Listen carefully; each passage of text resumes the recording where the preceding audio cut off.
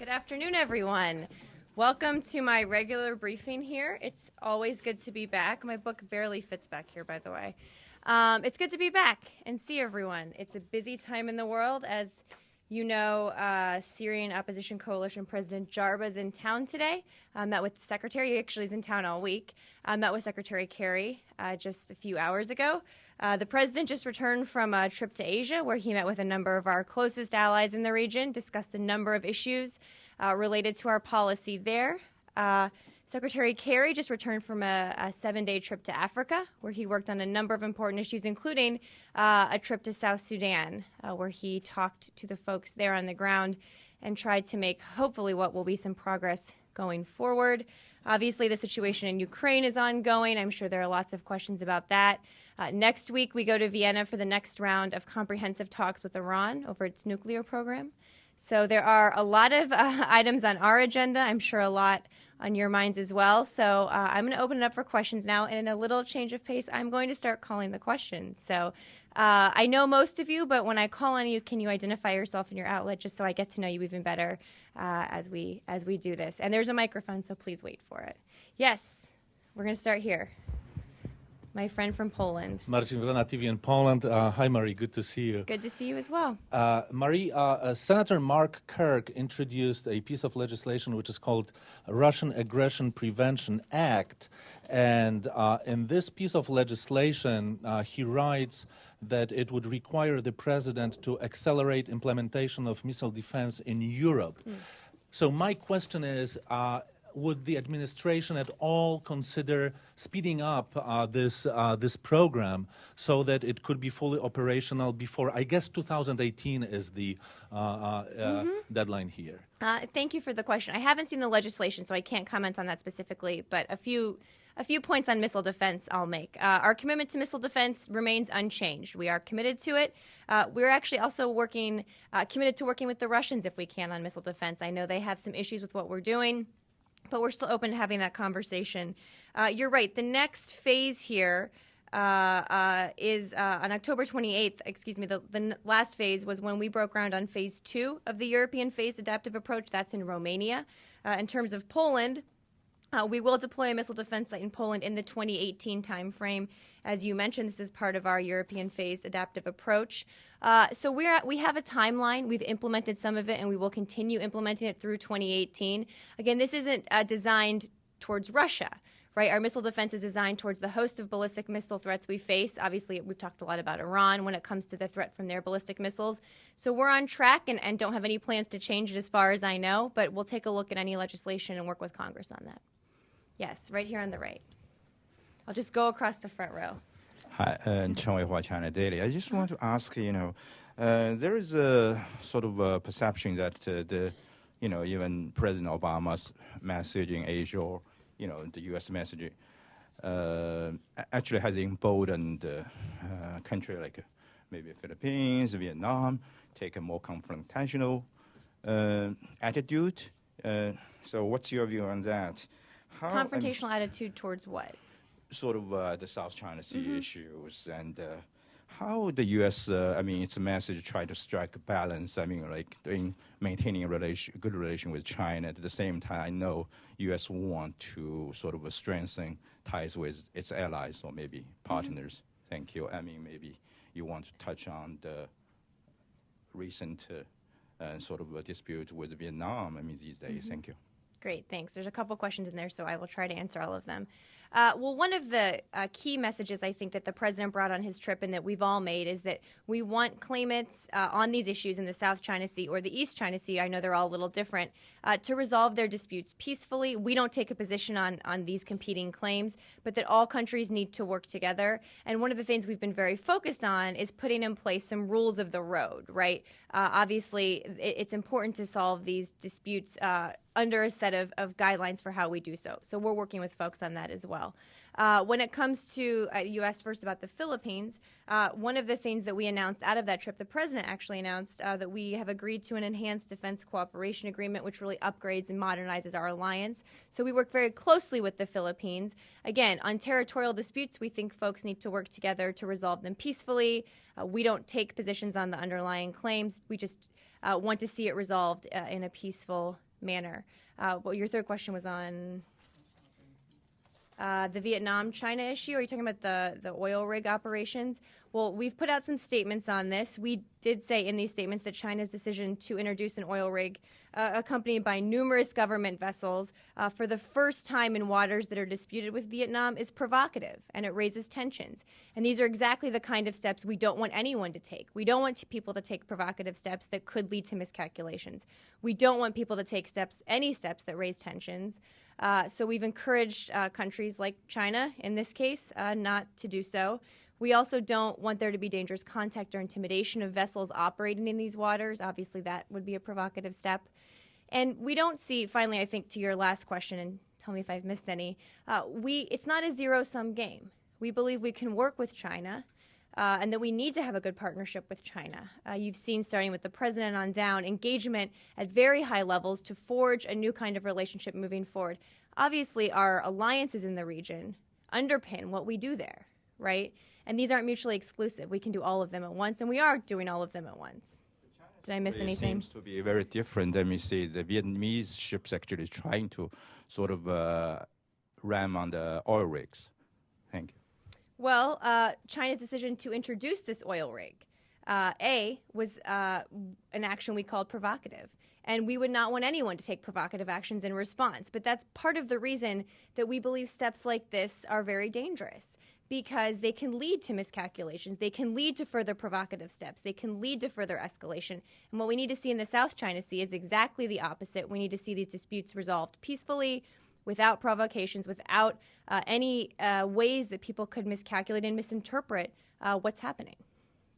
Yes, I'm really just going to go across the front row, and then I will go to the rest of the room. Thank you, Mary. I'm from Vietnam Television. Just keep following my colleague's question about the conflict in the South China Sea. Okay.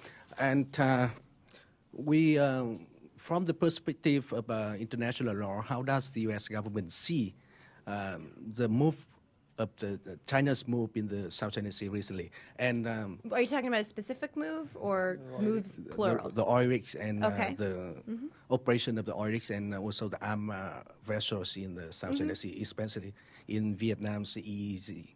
And the U.S. has stated again and again that it has interest maintaining security, stability, and the freedom of navigation in the South China Sea.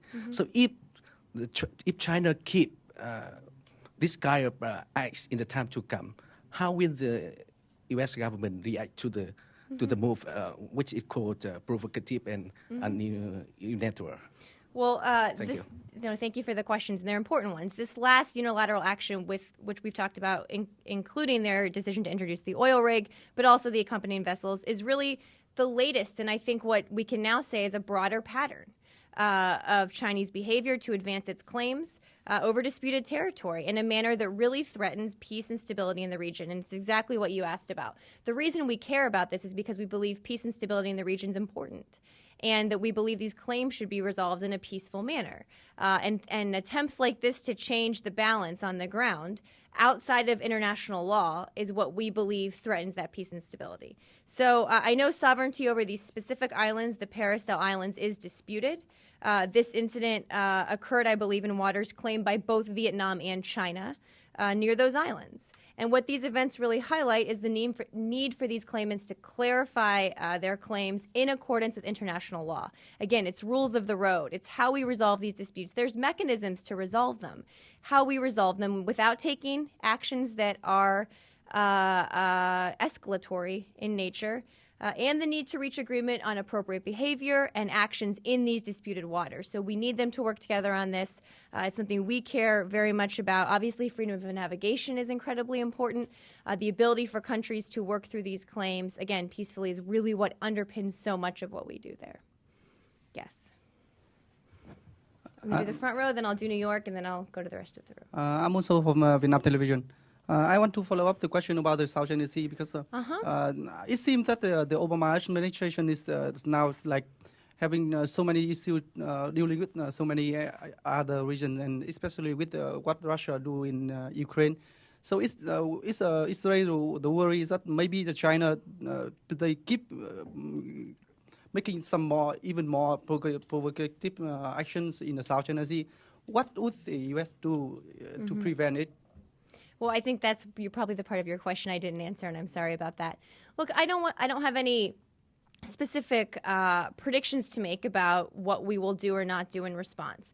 What we've done consistently, as we've seen now this broader pattern emerge, is to push China to resolve these issues through the mechanisms that are in place, through international law, not to take provocative steps, speak out very clearly when anyone does, including China, but also work with the Chinese government directly and push them to resolve these in a peaceful manner. We work with them on a whole number of issues, but this is one we talk about every time we meet with Chinese officials, how we resolve claims in the South China Sea, how we deal with issues in the East China Sea, how the countries in the region can work together. It's something we're constantly talking about and pushing the Chinese and other countries on, to be fair, not just China. There are a number of countries, as we know, who are involved here. So we'll keep having those conversations. I don't have any specifics to preview for you on what we might do, but this isn't about us. This is about the countries in the region resolving these together. Yes. I'm guessing this is not about the South China Sea. Okay. Mix it up a little bit. Thank you, Marie, for coming over, and thanks to our friends at the FPC, as always, for doing this, hosting the event. My name is Andrei Sitov. I'm with TASS, the Russian news agency. Obviously, I'm interested in Ukraine. If I may, my question is in three parts. Okay, let's do one, I'll answer, okay, and then you can have two okay, more. Just so I don't forget. Right, that's easy, of course. The Ukrainian regions have just turned down Putin's call, President Putin's call for a delay in the referenda. I guess that underlines their insistence of being partners in this dialogue on the future of the country. This has been supported by many people, including Chancellor Merkel, as President Putin said. Are you aware What has been supported? The dialogue, not the referenda? The dialogue, obviously. As President Putin said, Chancellor Merkel suggested to him a roundtable format for that, and he says Russia supports that. Are you aware of that initiative on the German part, and what is your attitude to that? Well, first on the May 11th referenda, we've made very clear these referenda are illegal, they're illegitimate, but more importantly, they're illegal under Ukrainian law itself, which has said that any decisions about Ukraine's future, any part of it, must be made by a countrywide vote. It's the same thing we saw in Crimea. So we've urged President Putin to go beyond calling for a postponement and really to endorse the democratic process. In terms of the roundtables and how we go forward from here, obviously we believe, we strongly support roundtables in Ukraine that enable participation of a broad cross-section of Ukrainian society, because the future of Ukraine is for the citizens of Ukraine to decide. I know there are different formulas for what that might look like, but we certainly support very strongly the concept of Ukrainians sitting down together and talking about what their future might look like. And then, of course, on May 25th, going to the ballot booth and voting on what that future might look like. All right. Question two. Yes, the second part of that question is to have any dialogue, any meaningful dialogue, you need to stop the violence first. And of course, the Kiev regime at this point stands accused, and I think with the obvious proof that they are firing on their own people, they are burning their own people, they are committing atrocities. So they, of course, say that basically the people burned themselves. Is this an acceptable explanation in your eyes? You called on May 2nd for a full investigation of what happened in Odessa. Is this explanation that they provide acceptable for you? Are you calling for pulling back the troops? Well, in terms of the Odessa situation, we did very strongly condemn the violence that took place. I just make a few points on that and then make a few broader ones as well. The Ukrainian Prime Minister Yatsenyuk has called for a full and thorough investigation into what happened in Odessa. We fully support that. Second, they've already taken action to fire, I think, the police chief in Odessa, who was responsible for much of what happened on the ground there. So they've already had some accountability, and I'm sure as we investigate, there may be some more. It's worth remembering how that started. that pro-Russian separatists, people who support the pro-Russian separatist movement, attacked a peaceful protest. Now, the police certainly, so that's how it started. But what happened after that, certainly there needs to be accountability for on the Ukrainian side. And there already has been with the firing of the police chief. And the Ukrainian Prime Minister himself, Yatsenyuk, has promised to investigate this and take any further steps. So we fully support that. There is no place for any of this kind of violence on either side. And we will condemn it when either side does it, to be fair. In terms of broadly speaking, we want Russia to use its influence with the pro-Russian separatists to get them to live up to the Geneva Agreement, which they signed on to, right? To pull out of buildings, to lay down their arms, to come out of the streets, and separately to pull back their troops from the eastern Ukraine border, to take de-escalatory steps of that nature. We've seen some of the words from President Putin, which we would obviously welcome any steps to back up those words by Russia to diffuse tensions, certainly. So we've seen that the remarks, if implemented, if followed through on, certainly would be a good thing. So on the other hand, what about the armed forces, the army that is used against its own people? Well, I don't know who you're talking about in terms of used against its own people. I mean, the Ukrainian government has responsibility to provide security and stability in its own country. And the Ukrainian military is not being used against its own people. It's being used to provide peace and stability and security when there are separatists, armed, dangerous separatists, many of which are supported by Russia, taking escalatory steps. So again, on the Odessa piece, we've condemned that. We said there needs to be accountability. In that case, there's already been some. But broadly speaking, the Ukrainian government has the responsibility to protect its own people. Somehow it didn't in Kiev, but okay. My last part of that. Okay, yeah. Well, when the previous government, the one supported by Russia, under Prime Minister Yanukovych, fired on their own people, I've stood in the streets of Kiev with Secretary Kerry and seen where the government of Ukraine at that time, led by Mr. Yanukovych, killed their own people in the street. Yes, I've seen that. And that's exactly why we have this government in place now, and why there need to be elections on May 25th, so the people of Ukraine can stand up and say, we're not going to be governed that way. We're going to be governed differently now. Okay, last question, then I need to move on to other people. I understand. The last is simple on the election on May 25th. I think Toria was asked yesterday about this. Yatsenyuk called for support for experienced people in running elections in war-fighting countries, in Iraq and Afghanistan. Toria said that you will be doing this. Can you elaborate on that? What are you planning to do? Yep. Thanks. Thank you for that. And I know these are questions a lot of folks have, so thank you for asking them. We are providing, just in terms of election assistance and monitoring, the United States is providing a total of $11.4 million to support free and fair elections in Ukraine.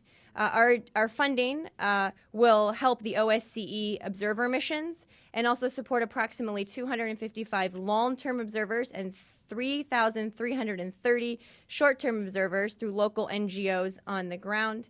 This also includes a high-level delegation from the U.S. that's being organized by the National Democratic Institute. The OSCE Election Monitoring Agency has already deployed 100 long-term observers to Ukraine and will deploy 900 short-term observers on May 20th. This will be the largest OSCE monitoring mission in the organization's history. The United States will provide approximately 1/10 of those observers. Those 1,000 observers will be joined by more than 100 members of the OSCE Parliamentary Assembly, including some members of Congress. So basically, we're providing support in a number of ways, and the elections will go forward on the 25th, which we think is a good thing. I think the USAID also announced an additional $1 million. Oh, okay. Well, there you go. USAID is also helping, I'm sure. Yes, basically, we're doing everything we can to help. Yes. And then I'm going to go to New York after him. Yep. Sorry. We will get to you, I promise. Okay, you look great on the screen. Back to Northeast Asia. My name is Song Chul with SBS Seoul Broadcasting System from South Korea. Last couple of days, one of Chinese communist leaders, Wang Jialui, was in this area, and I understand that he met with Secretary of State John Kerry. What was the new message from China or from Pyongyang via Beijing to the United States with regard to North Korean nuclear issue, on whether it is a possible nuclear test or rejuvenating a six-party talks, and what is the response from the United States, Secretary Kerry? Well, thank you for the question. They did meet. Without getting into too many specifics about what they talked about, North Korea is obviously always a topic we talk about with the Chinese for a couple of reasons. The first is that China has unique weight it can bring to play in terms of pushing North Korea to come back to the table, come back in line with its international obligations, and working side by side with China, we are to work towards our goal of denuclearization of the Korean peninsula. So we have seen some provocative steps taken by North Korea recently. We would obviously encourage them not to do so, encourage them not to take further escalatory steps of any kind, whether it's nuclear related, whether it's missile related, whether it's artillery related, none of those steps, because they just inflame tensions in the region when what we need to see is the opposite. So what we've said repeatedly is North Korea has a choice to make.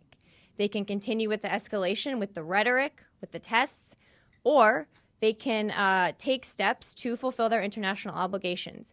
We haven't seen movement thus far, but that's what we're working with China with on a daily basis. I would let him probably convey his own message to you. Okay, we're going to go to New York, and then I'm going to you. Thank you. I'm Yoshita with Press Trust of India here in New York.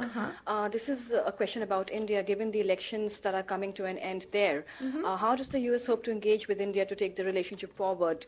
Also, giving the possibility that it could be the new government in India could be led by Narendra Modi and his BJP party.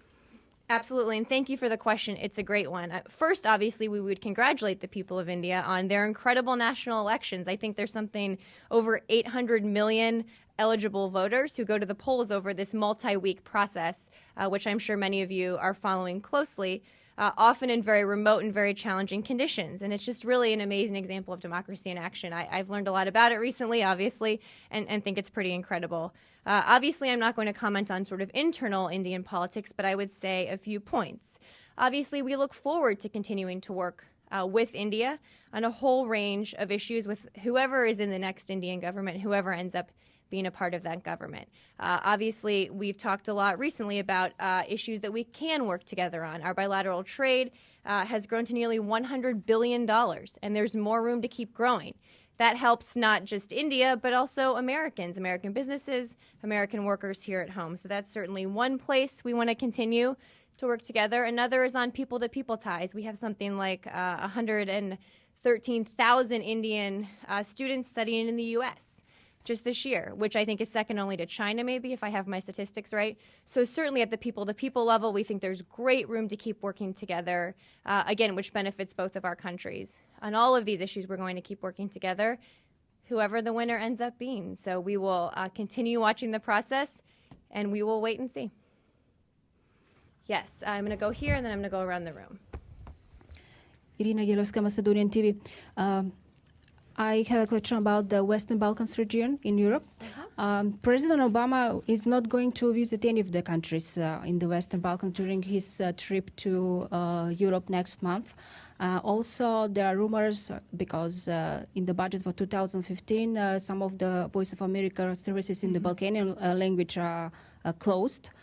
Does this mean that the United States of America is losing interest in the region, having in mind that there is still unfinished business with, NATO, EU integration of most of the countries?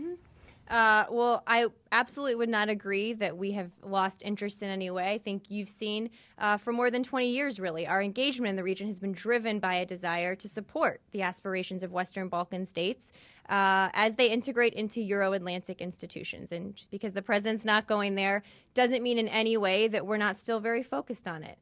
We'll continue to engage in these issues. Certainly believe the best means of ensuring long-term prosperity and stability, I tried to combine those two words, is by having closer ties and working together on these issues.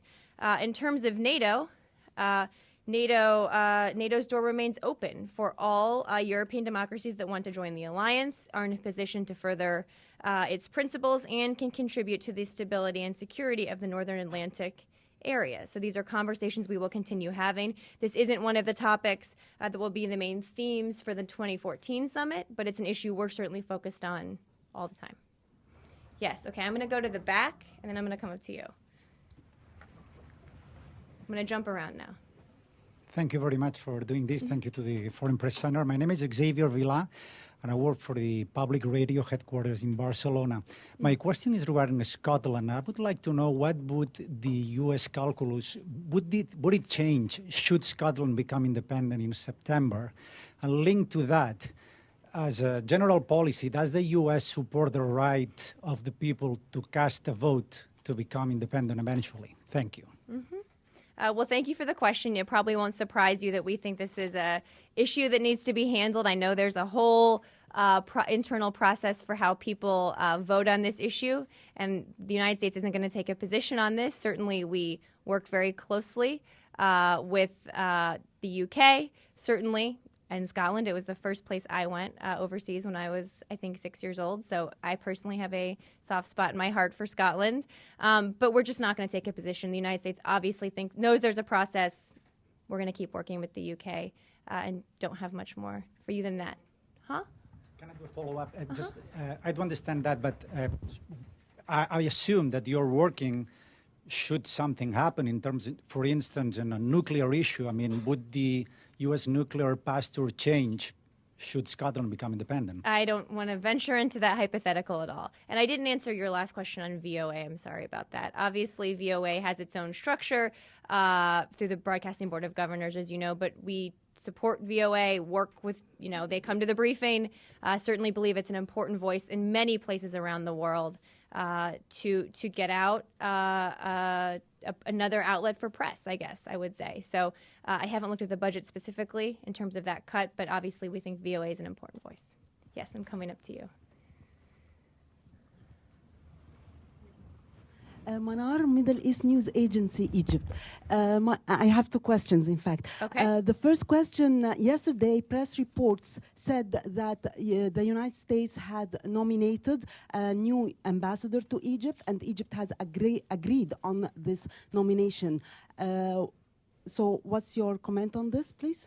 We haven't announced who our new ambassador will be to Egypt yet. I expect we will in the coming days, very shortly. And I'm sure whoever that is will be very well qualified. But I know there's lots of reports out there.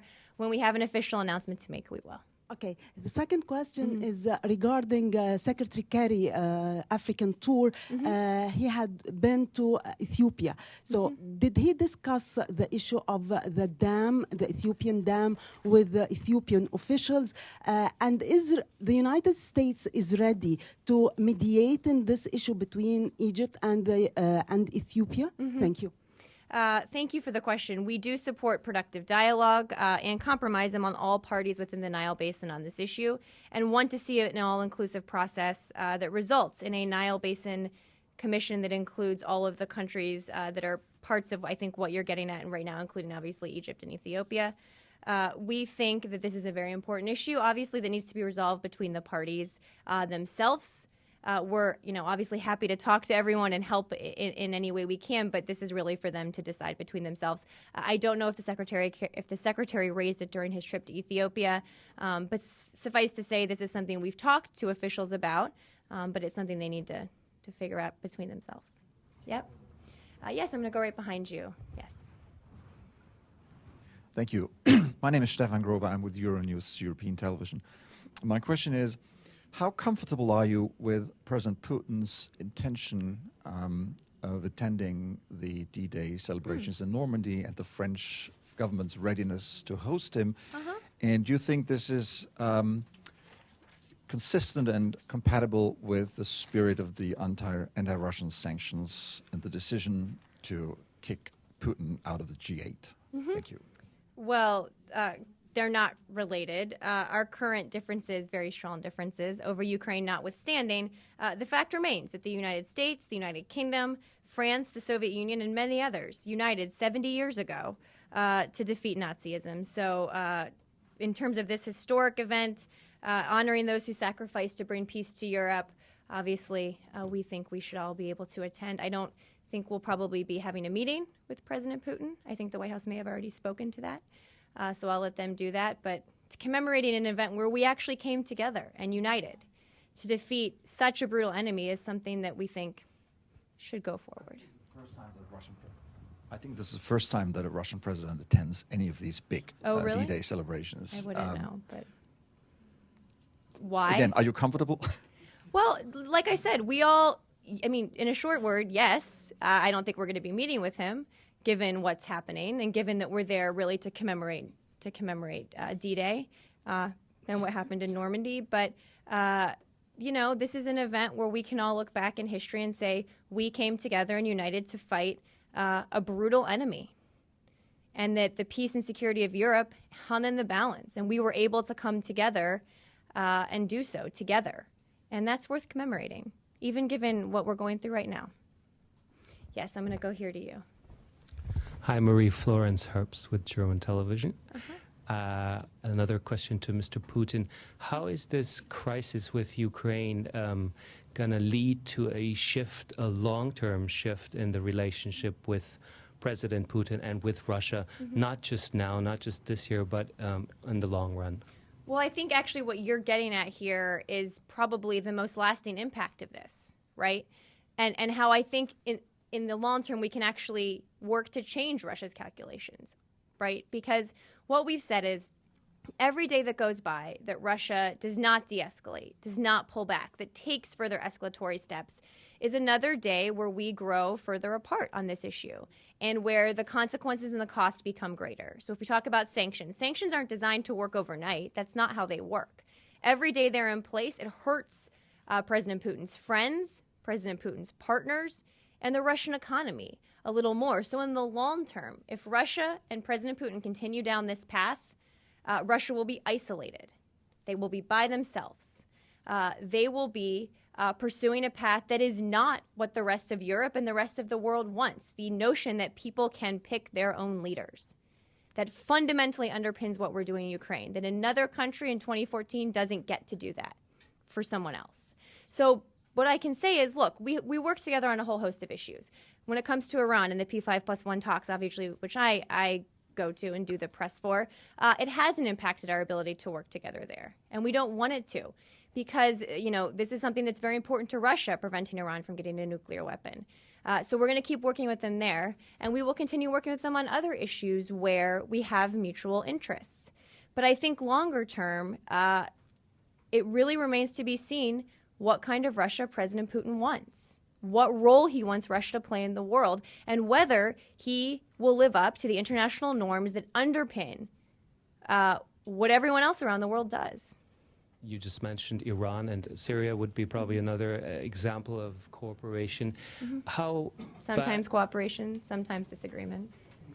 Yeah. How bad is let me put it like this: How much are your hands tied because of the necessity of working together with Putin on Syria, on Iran, or in other words, would you act differently if you had not to cooperate with him on so many important issues? No, I don't think so. Look, on Syria, Russia has been very helpful in terms of, particularly with the chemical weapons, getting us to a place where we almost have all of Syria's chemical weapons to move out of the country. So they've been incredibly helpful there. We want them to do more, but they've been very helpful. In other parts of Syria, we think they could be more helpful, quite frankly. But I think one of the things that's really underpinned this president's administration is the fact that we do better and are more effective when we can work with our partners. I think you saw before this president when we attempted to go it alone at times, and you just don't get as good a foreign policy when you have to. To be clear, we will if we have to. Right, where we have to go it alone, whether it's on counterterrorism or other issues, we've shown willing to do so. But I think what has underpinned so much of what the president's done, that even when it's hard and even when it's complicated and even when we don't agree on everything, if we work with other people, we're more effective often in promoting our goals. On sanctions, being able to bring the world together on Iran sanctions is what made them so effective. Because we were able to get Russia on board, we were able to get China on board, we were able to get other countries on board. So that's why you work with other countries, because it's in your interest to do so and because it makes often better policy results. Yes, let's go right next to you. Thank you. Davika Bhatt from the Times of London. On the question of the kidnap of the schoolgirls in Nigeria, yes. We've heard statements from Secretary Kerry, from the Pentagon, from the White House. The Pentagon sending in less than 10 troops, I think it is. Could you talk a bit more? I think those numbers are a little low. I think we have new numbers for you, but go ahead. Okay. Could you talk a bit more about, A, the numbers, the types of personnel accompanying those troops? Is it a case of working with obviously you've got people on the ground already there. Yep. So how many new people are going in and who are they? Is the FBI going? And secondary to that. Let me do that first, then you can follow up, okay. so I don't forget. Sure. So obviously, how this interdisciplinary team we announced yesterday will work is there are a lot of people already on the ground from a bunch of different agencies, and folks from D.C. will supplement them going forward. So in terms of the Department of Defense, they already have about 50 to 60 military personnel in Nigeria, Embassy Security, Office of Military Cooperation, the Defense Attaché staff. So they will send a group from AFRICOM of about 15 to 20 folks to supplement who we already have there. The core of the group is members from the Office of Security Cooperation who are permanently assigned, and the AFRICOM staff officers will sort of make that more robust. And what they'll do is work with the Nigerians to determine what their needs are and how we can provide assistance and help. We're not talking boots on the ground at this point, but there are a variety of ways we can assist and help there. The additional folks could arrive within the next 48 to 72 hours from DOD. In terms of the FBI and other folks, obviously we already have, some folks on the ground. And what we're going to assist with there is particularly things like hostage negotiation, forensics. If you think about it, many of these girls have likely been moved out of the country, and they're probably in much smaller groups. So this is a very tough challenge. The Nigerians have expressed interest in intelligence and information support. We're seeing if there's something we could do there. So, and our embassy obviously will be coordinating all of this on the ground. So, to underscore, this is a Nigerian-led search and rescue operation, right? This is the Nigerian government's responsibility to find these girls. But we are committed to helping in any way we can. It is horrific to watch what they're going through there. Also, in terms of the girls who've already escaped, providing victims assistance, that's something that USAID and others do as well. That's a key part of this, what happens when they come home. So we're going to help in any way we can. I think the Nigerian government knows time is of the essence, and we need to get to work. You had a second question. Yeah, great, thank you.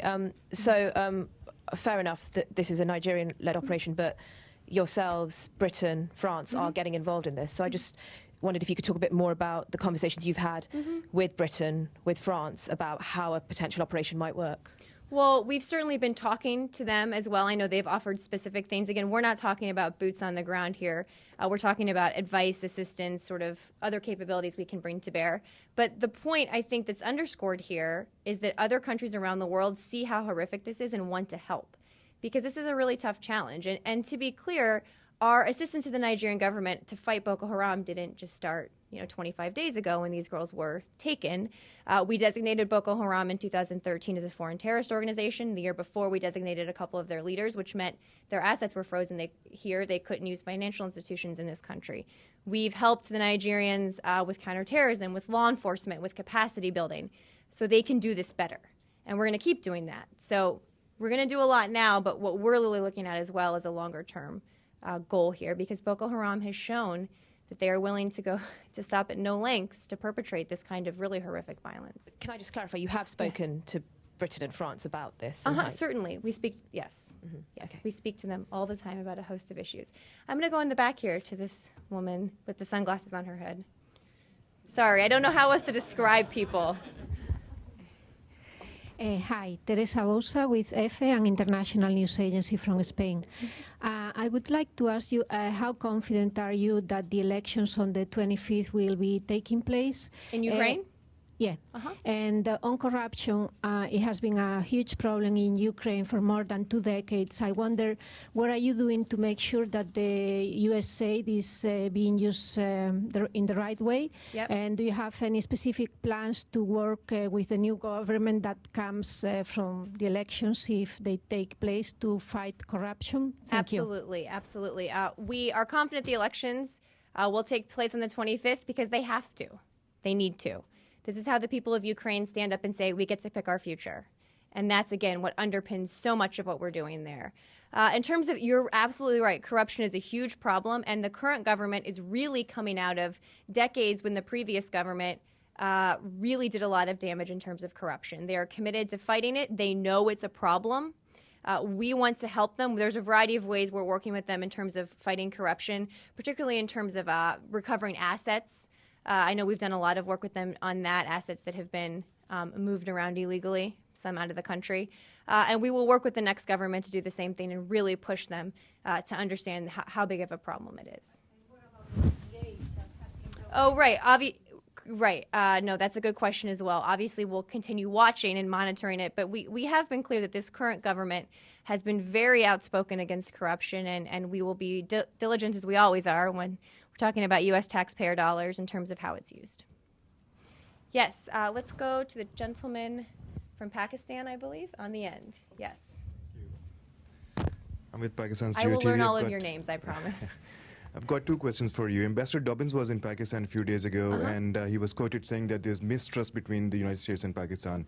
What mistrust was he talking about? And secondly, there's a rift going on between state institutions and media, and it's been hinted that it's basically the civilians and military that are up against each other. How do you see that? Who's up against each other? I'm sorry? The civilian government and the military establishment. In terms of what? The power grabbing and imposing their own will on each other. That's what's going on. But especially the media, the rift with the media that started. Could you comment on that? Well, on the media issue, I spoke about this a little during World Press Freedom Week, I guess last week was it now? We have been incredibly concerned about the atmosphere in Pakistan for journalists. Obviously, we've seen instances of violence, attempted assassinations. We have been very concerned about it. We've spoken up repeatedly about it. And there's just, Pakistan has a choice to make now. And if they are as committed as they all say they are to, or many of them say they are, to having an open space for dialogue, this intimidation, this violence, these attacks just need to stop. And we've called repeatedly on the government to investigate these instances when they've happened. So I think we've been very forceful in our message there. In terms of the first question, look, on our relationship with Pakistan, we've worked very closely. Secretary Kerry has worked very closely with the government when he was a senator and now as Secretary of State on our relationship with Pakistan, whether it's on issues of energy, on security issues, obviously, which is probably the most concerning issue. We have worked very closely with Pakistan to be clear that we want to help them. They face a threat from terrorists more than probably anyone else in the region, right? I mean, Afghanistan obviously has a huge issue, but terrorists based in parts of Pakistan have killed more Pakistanis than anyone else. So that's why we've worked really closely with the government on these issues, and we'll continue to do so. And I think that you've seen the Secretary speak after his meetings about the relationship improving, particularly under the new government, and coming newish, not new anymore, but really coming into a better place. But Ambassador Dobbins said that there's mistrust. So what?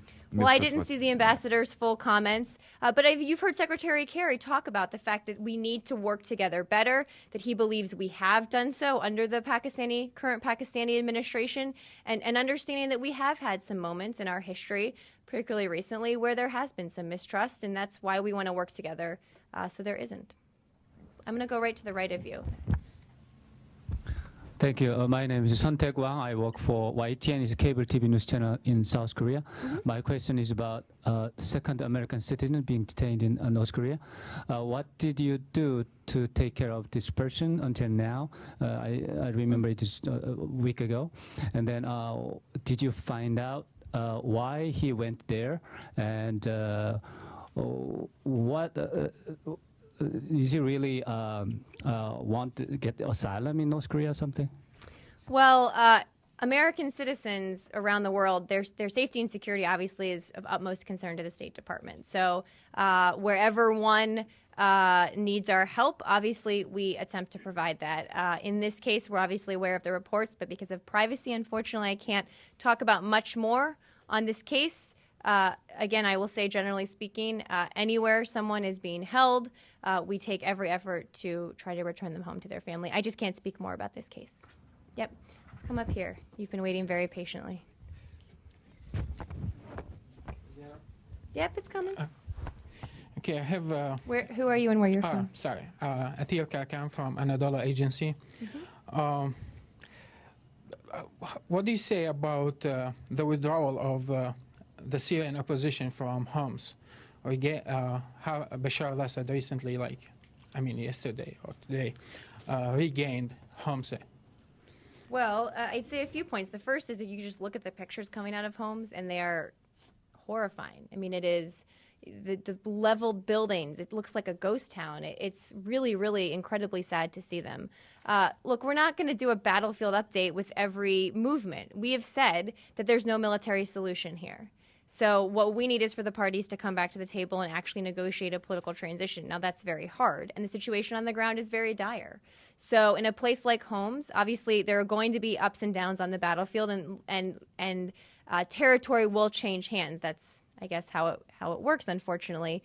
But in any area, we have said whoever controls it, they need to provide humanitarian assistance. That's been a huge problem in Homs. They need to provide access for people to get that assistance in. And they really need to stop the brutality against their own citizens, which unfortunately in Homs we've seen at an extraordinary level that is really just gross. And so, look, the battlefield situation is tough. People will take and retake and lose and gain territory, but that underscores why there's no military solution. We're not going to solve this on the battlefield. But Bashar al-Assad refused to go to the negotiation table in the first place, and secondly, he's been embargoing Homs. So 2 points that you are not achieving here by letting Homs fall by. Well, let me answer your questions, and then you can follow up. You're playing the role of Matt Lee here. I like it. So the first is that in terms of the diplomatic process, we had the 2 rounds in Geneva, and we are not going to have a 3rd round unless the regime is willing to come to the table and actually talk about the real issues we need to talk about. So that's why we haven't had one, because you're absolutely right. The reasons this negotiation has not made more progress is because of the regime, period. And I think it underscores the difficulty of achieving a diplomatic situation in a scenario where a brutal dictator is both willing and able to brutalize his people like this, like we've seen in Homs. That is just another level of violence that it's really hard to stop. And so what we've been working towards, what you heard the secretary say, is that we need to change his calculation. So he will come to the table. Now, there are a variety of ways we want to do that, right? At the same time, we do things like fight terrorists in Syria and help the opposition fight the terrorists in Syria, because that's a huge and growing and worsening problem. Yeah. The other thing is Sigurd from the United Nations on the chemical weapons said that 8% of the chemical weapon has been inaccessible because for security reason. What do you have to say about this? Well, we have said that the regime needs to provide access to these sites. We have, I think, about 90% loaded and ready to go, and we're still waiting on that last part of it. So the regime needs to provide access. They committed to do so, and an unanimous Security Council resolution made clear they had to do so. And that's why we've pushed, again, going back to the questions about Russia, we've been working with Russia on this, and we've asked Russia to keep pushing the regime to get this done. Because if we can get the chemical weapons all out of Syria, that will take away an incredibly threatening element of the situation there. It doesn't mean the rest of the killing isn't horrific. It just takes away that element from his arsenal. So we'll keep working on it. Last one is there are reports that Abbas agreed to go back to the negotiation table with the. We're skipping to Middle East peace. Yeah, okay. I'm really sorry, but okay. Abbas reports said that Abbas told Rice that he's ready to go back to the negotiation table on conditions. What do you have to say about this? Well, we do have a senior team right now in the region led by the National Security Advisor, Ambassador Rice. Undersecretary of State Wendy Sherman is with her, as are other folks as well, meeting with a variety of folks on the ground. In terms of Middle East peace, where we are right now is we're paused in the negotiations because both sides took steps that got us to this place, that created a climate where the talks couldn't go forward right now, both sides, to be clear, the Palestinians and the Israelis. So what we're doing, quite frankly, right now is assessing the situation. Is there a path forward? We're having conversations at the White House with our folks, all of us together, trying to determine if there's a path forward, because we did make progress in that 9 months. And we know that we need a two-state solution here with two states living side by side in peace and security. The Israeli people want it. The Palestinian people want it. We need to keep making tough decisions here, but we can't make the decisions for them. We need President Abbas to. We need Prime Minister Netanyahu to. That's what we're seeing if we can get right now. Thank you very much. Thank you. Yes, let's go to this woman right here. Yes. Hi, on North Korea, please. Where? Tell me your outlet. Yeah, sure. And on North Korea, seems like the sense of alertness from the South Korean side is leveling up in the last couple of weeks. And one of the defense minister has mentioned that he assesses that North Korea is on its way to the final preparation stage phase for the fourth possible nuclear test. And I understand that you cannot get into the intelligence, but knowing that, can you? Is there any way you can describe how, like, sense of how much you share this overall assessment, or how much you share this sense of alertness with the South Koreans? Thank Well, you're right. I can't get into the intelligence underpinning our assessment for what we think will happen. But a few points. The first is we are in very close contact with the South Koreans about all issues related to North Korea. Again, President has had many conversations. Secretary has had many conversations because we share their concern about the destabilization of the region that happens when North Korea takes these escalatory and very provocative steps. So we obviously don't want North Korea to do any of this. As I said, nuclear missiles, artillery, they need to refrain, from further provocative actions. We are in constant communications with the South Koreans on this, also the Chinese, others in the region, and our other international partners. So we'll keep watching it, and we'll respond if they do something. Yes. Thank you. Did you also go to Jen's briefing today? No. Oh, nice.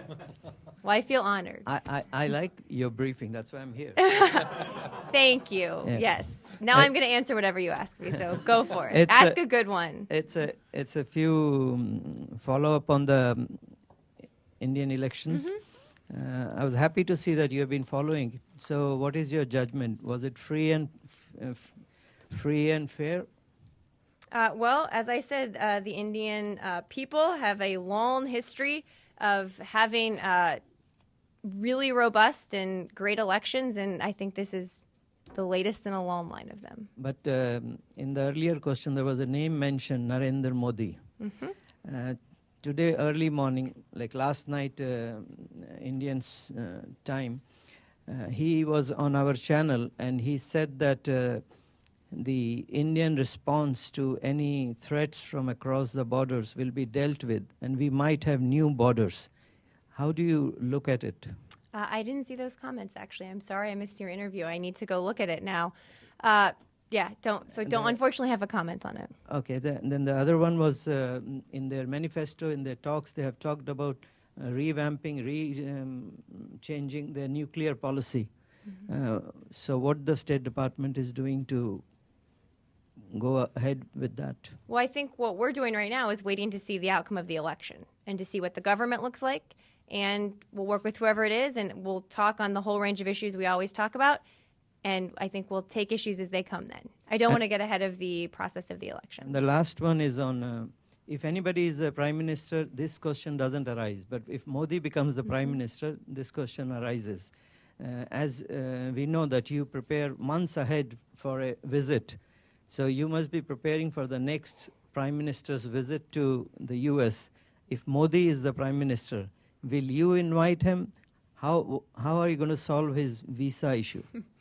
As I said, we will work very closely with whoever is the next Prime Minister of India. I can guarantee you that. I'm sure we will have meetings here. I just don't have anything to preview for. We're going to have to wait and see what the results are of the election. We see this is a weeks and weeks long process. And at the end of it, I'm sure we'll talk more. Yes. Who hasn't had one yet? Yes, up front. And then I'll go to you in the back. Thank you. Nice to see you again. You too. I also skipped the Jane's briefing today. Oh, well, guys, I'm very flattered. Thank you. Everybody seems like, you're very kind to the foreign press. Yes, I'm always happy to come here. Thank you. Let me go back to the South China Sea and Chinese issue. I think it seems like there's still huge gap in each issues, between China and the other countries. For example, the recent oil rig, China claim it is not our provocative action. It is not because of because of China. We are victim. We have no choice to react, or something like this. We are not wrong. The other side is wrong. Something like this. I know, the Secretary Kerry and the Secretary Hagel and Daniel Russell, or lots of U.S. senior official visited China and talked lots of things every time.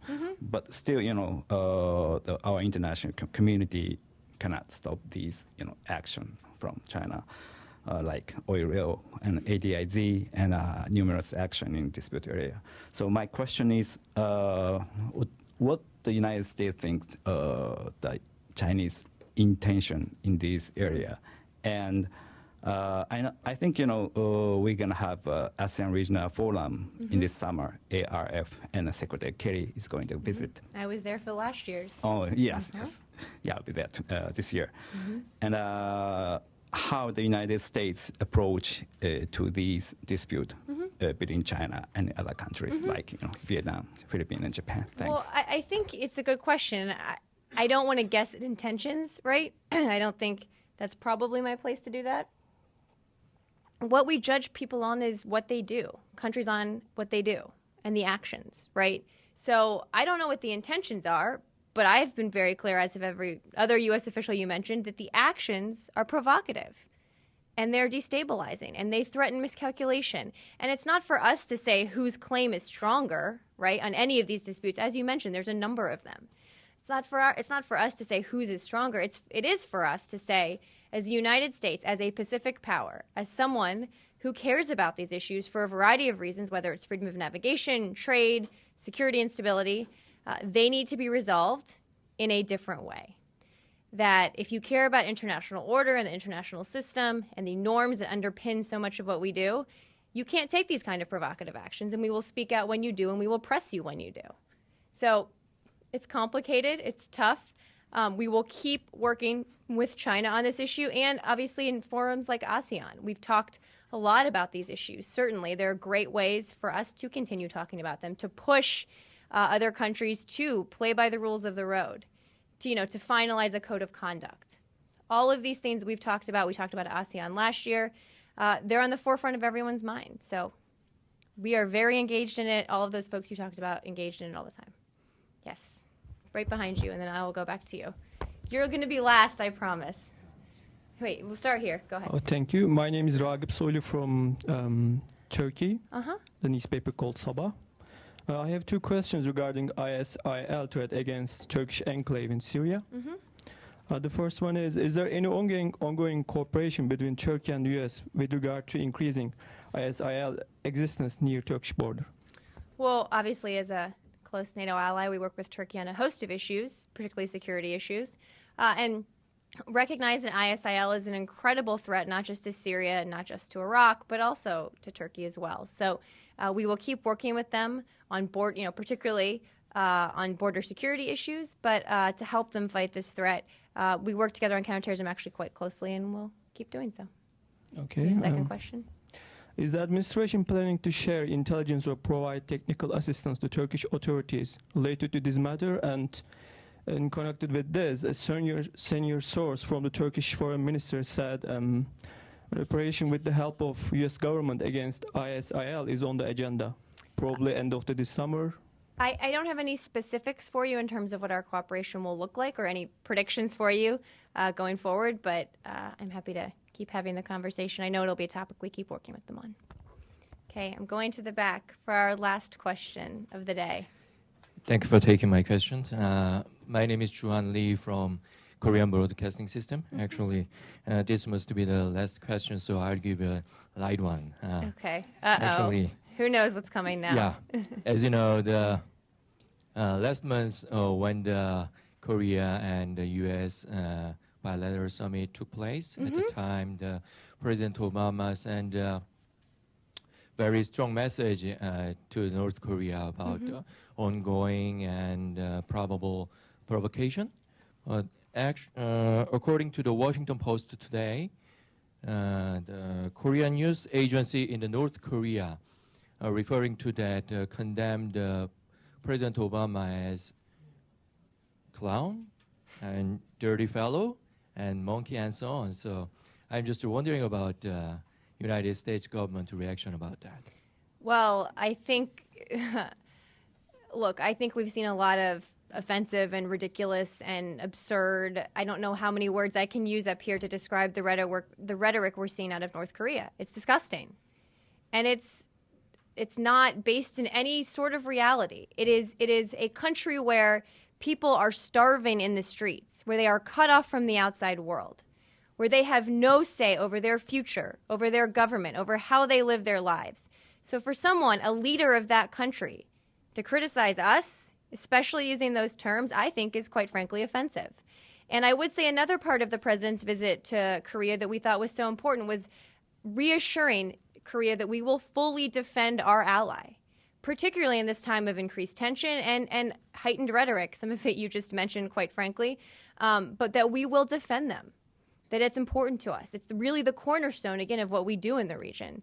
So I think, quite frankly, that the leader of North Korea should focus more on improving the lives of his own people than in saying these kind of ridiculous things, which I don't even want to justify them with a response, even though I just did. But I think that's what he should be focusing on. As I said earlier, he has a choice to make. What kind of country he wants to lead. And we've seen him make bad choice after bad choice. So I think it's probably time for some better ones. We remain to be seen if that will actually happen. Thank you, everyone. I have one more announcement. Our Spanish spokesperson, who is head of our Miami hub, Justin Thomas, stand up and wave. He's amazing. He does an amazing job in Miami. I went and did a couple days with some press there when it was very cold in Washington. It was fun to go to Miami. He's here and I think wants to meet folks after the briefing, so he'll stick around. I know he'd love to meet a lot of you. He's a great resource for folks, so please stop by and say hi to him. And thank you to everyone for coming today. We'll do it again next month. Thanks, guys.